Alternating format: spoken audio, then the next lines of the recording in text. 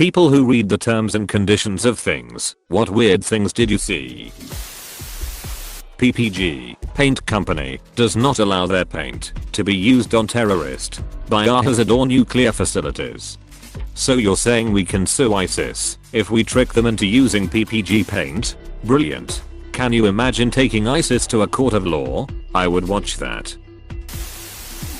I was asked to sign a petition for something that I generally was in agreement with until I read the last part of it. That reads something like, the chairman of the committee reserves the right to change the wording of this petition. So it was like, sign here, and we'll figure out what you signed later. That's shady AF. Imagine if he changed it to be you will do whatever I want, and you can't sue me, apostrophe. You cannot use the Java programming language to control a nuclear reactor. If you were to design the controllers for a nuclear reactor, you wouldn't consider Java anyway. No. But it's nice having the option. Spibbit S&D asks that you send the devs beer money. Is that still around? Haven't used it in forever. Also, I'm on mobile and too lazy to Google. I got more of this thread to read first, and I'll probably forget about this before I'm done. Can confirm. Dad swears it is the only way to get your computer truly clean. I read the terms and conditions for either Windows 95 or the Windows 98 upgrade. Somewhere buried deep in the middle was a warning that the operating system should not be used to operate a nuclear power plant. I'm assuming it was a joke because it was an individually licensed product rather than a corporate license. And if they were serious about it, I would think that warning would be at the top. Also, can you imagine a nuclear power plant running on a 90s version of Windows? It would give a whole new meaning to the blue screen of death. Apostrophe. You also agree that you will not use these products for any purposes prohibited by United States law, including, without limitation, the development, design, manufacture or production of nuclear, missiles, or chemical or biological weapons. This is from the terms and conditions for Apple's iTunes. For no reason at all I read them for a PlayStation Network update. About the 7th page in, it stated that I would be relinquishing my wallet and all funds within. I didn't update, but just assumed it was fancy legal talk. Mind you, I was in my late teens, so I didn't report it. 3 days later I found out that the update was a hack and thousands had their information stolen of their PlayStation accounts. Was this the great network debacle where they gave everyone 2 free games from a certain list? IDK. I went as box after the network was down for a few days. My Daker's release form had a clause saying that by signing, I was giving them permission to take my kids to Canada. Canada is a day's drive away and there is absolutely no reason they would ever need to take my kids there. I crossed it off before signing. My mortgage documents included a clause that says that if I ever get sued, they have the right to accelerate the loan and demand payment of the entire remaining balance. It doesn't matter if the lawsuit is meritorious. Just getting sued can lead to acceleration. Wait, what? Did you ever find out why the Canada thing was in there? Nope. They weren't happy about me crossing it out, though. I'm assuming they must have some daycare centers near the Canadian border. It was a company with centers in multiple states. Not a direct answer, but may help out one time. Even if you agree in TOS that you can't sue the company, your constitutional law depends on country is to form lawsuits and group sues. Law is above any of the statements you agree to, so it has nothing really to do with it. In other words, you can sue someone for trying to prevent you from suing them. No, because that's technically not illegal, but you can sue them for all their shit regardless of them saying you can or you can't. It's up to the judges to say that.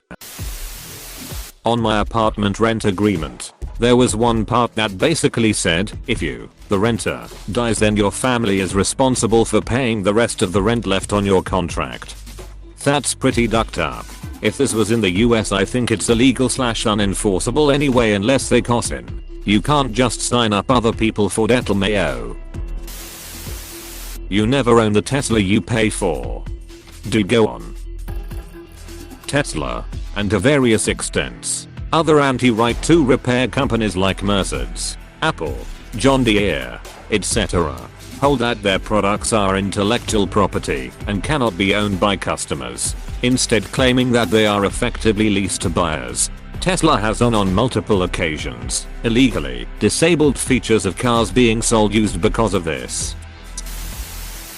Not my reading, but a few years back people read Amazon terms and conditions and found it contained a clause addressing the fate of products if a zombie apocalypse were to happen. I was intrigued by that. I looked it up, and it was actually in Amazon's web services terms. It said that if there is a zombie apocalypse you don't have to follow Amazon's terms of use anymore. Lol. Seems pretty fair tbh. Accordingly to Photoshop 2s, you can't use Photoshop as a verb and must say edited with Photoshop or similar instead of photoshopped. In Spanish it's common to use it as a verb, photoshopia. That's likely to prevent the word from falling into common use for editing a picture and them losing their trademark/copyright, i.e., Velcro, aspirin, etc. Can confirm. I work as a lexicographer, and we get frequent threats from lawyers that they'll sue in the name of the owner if we put aspirin, Teflon and some other words in the general concise dictionary. When you speak my language, which is inflectional, you are supposed to never inflect the word aspirin, how, and to somehow put the TM mark after it or else. Take 3 aspirin TM. This is crazy. So we don't include these words in the dictionary, which is again crazy because they are part of the language now. But here we are. I'm an auto mechanic. I regularly purchase tools from tool trucks. Sometimes there's little giveaways. If you spend X amount you get this scratch off ticket that could win you something blah blah. One time I was reading the fine print at the bottom. Usual legally stuff, then the last line cracked me up. Said something like residents of Canada will be required to complete a series of mathematical questions in order to claim their prize. What the hell did Canada do to require being punished to win a prize? I've seen a couple videos recently on YouTube about this. DW. It changes a game from one of chance, random draw, to one of skill, do math. It's considered gambling if it's a game of chance. All corporate giveaway promise in Canada require a skill testing question if you win big. T's and C's for a cinema in the UK. After purchasing a ticket and choosing your seats, the cinema doesn't guarantee you the seats you have chosen will be available, and you are encouraged to find a different seat if the one on your ticket is taken. Do they fear the wrath of the chavs being told to move? They created a system just to avoid that.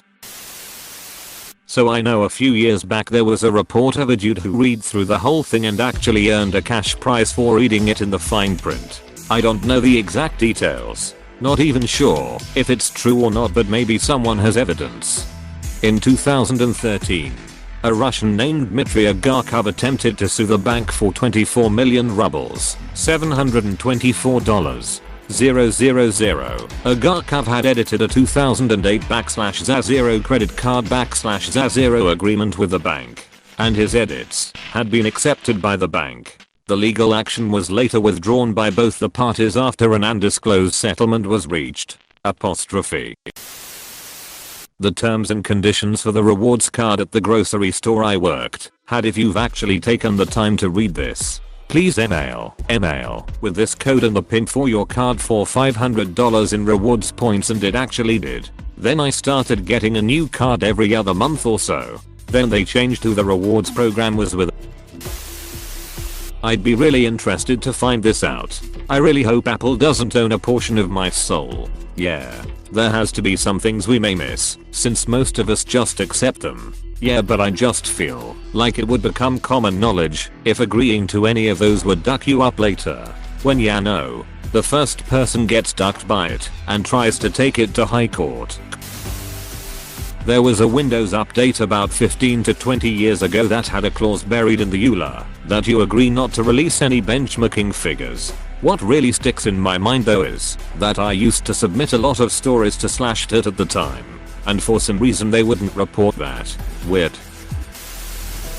This isn't quite the same, but when I was a kid I had a really cool, creepy picture book that was a satire of Aesop's fables called Squids Will Be Squids, with morals, like if someone calls and asks where your mother is, Don't tell them she is out getting her mustache bleached etc etc. Anyway, one day I was reading the small print publication stuff you get in the front of every book, and there's a note from the authors in it about why nobody ever reads that page. With the moral that you should always read the small print. Which of course I now do, for books at least. Although TBF there has yet to be a payoff as good as that one. I read the terms and conditions before joining a gym. It said the only reason you could cancel your membership is if you moved out of the area or got injured and had a note from a doctor. Otherwise you had to give 30 days notice and pay 3 additional months worth of fees. I did not join. Lots of gyms do this. Can confirm. I considered auditioning for the first season of Canada's Got Talent. I got the contract for auditions and read the fine print. You will pay your own room, board and travel. You agree to being on camera 24/7. We can listen to your private phone calls. We can enter your room at any time to check on you and record it. I noped out of that audition fast. What were you planning to perform? D. Technically Steam owns any and all games that you purchase from them. What you purchase is basically a copy of one of their games, and they reserve the right to access your library and do whatever. Reserve the right to access your library and do whatever. It actually works almost in reverse to that. It's not your library that they can remove stuff from. It's their library, which you can borrow games from, assuming you've purchased the license which allows you to borrow that particular game. The license for each game lets you borrow, play that game as many times as you like for free, but at any point Valve can legally say sorry, you can't borrow that game anymore. Or even you can't borrow any of our games anymore. Go away. Which is basically what happens if your Steam account gets banned. Discord's terms of service are worded in such a way that they can literally say whatever they want is a breach of contract on a whim. So by using Discord for anything, they could decide that you have broken the toss. I have dog shampoo that says this product not tested on animals. But why not? How do you know it works? The same reason products for people will say not tested on animals. The ingredients in the product have already been tested on animals before creating this product. I think in my country there is a general law that terms and conditions must be reasonable, so that conditions like giving away your firstborn does not apply anyway. Illegal conditions within a signed contract are still illegal in the US. Happy Cake Day. I was searching for a web host for my website and found a discount code buried in the content policy. It was pretty neat, even if they were the kind of place that has at least 3 discounts available at a time. Once I installed an app, I think it was a game, asked me to edit, add, delete or format everything from my Google Drive. Nope. Not exactly weird, but when I was buying my car insurance they asked if I had been in any previous accidents. I was, and if I was at fault, I was not. Said rates would only go up if the accident was my fault. Okay, cool. So at the end, when I'm looking everything over, I notice in the fine print that it says any accidents are automatically considered the driver's fault unless proven otherwise. So I send them an email and ask. Basically they said I'd have to purchase the policy, then contact them with the proof that I wasn't at fault for the accident. So I bought the policy, went to my state's DMV website to get the accident report, and email it to the insurance company. 1 week later I get refunded about 1/5 of the policy cost credited to my account. I wonder how many people Thief ripped off. I refused to install both WhatsApp and Pokemon Go because, as far as I understood it, they intended to access everything in my phone and do whatever they liked with that information. Google Services actually does that, but it doesn't matter.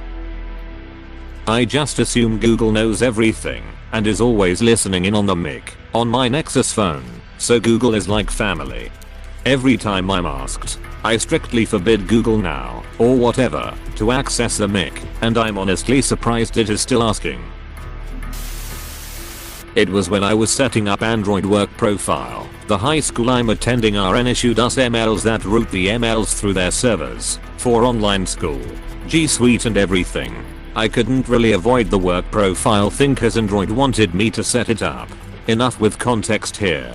I downloaded Google device policy to set this up and I saw, and I quote, administrators on this domain can have access to any and all data on your phone. I was like, hell no. They do random phone searches of the students already. Why give them full access? I then decided to do the online class stuff on my computer and do it web based instead of giving them full access to my phone. Edit. Fixed a typo here. If I see any I'll fix them as we go. And also, remotely wipe the phone data. My college also does that. BTW, you can access the email only by switching to incognito mode in phone's browser. Oh crap. Almost everyone in my school agreed to the device policy. I kinda think I'm the only guy who read the thing, let alone refused it. Apple's terms and conditions have plenty of jokes in them. They even made one about faking the moon landing. You think it's a joke until you discover there's such a thing as a soul and yours now belongs to them. Okay, so apparently now I've sold my soul to several companies now. But like, I'm a ginger, so I don't have one. Am I at an advantage here? Do I just get to sell the souls I've stolen? Hey, thanks for watching, and don't forget to subscribe.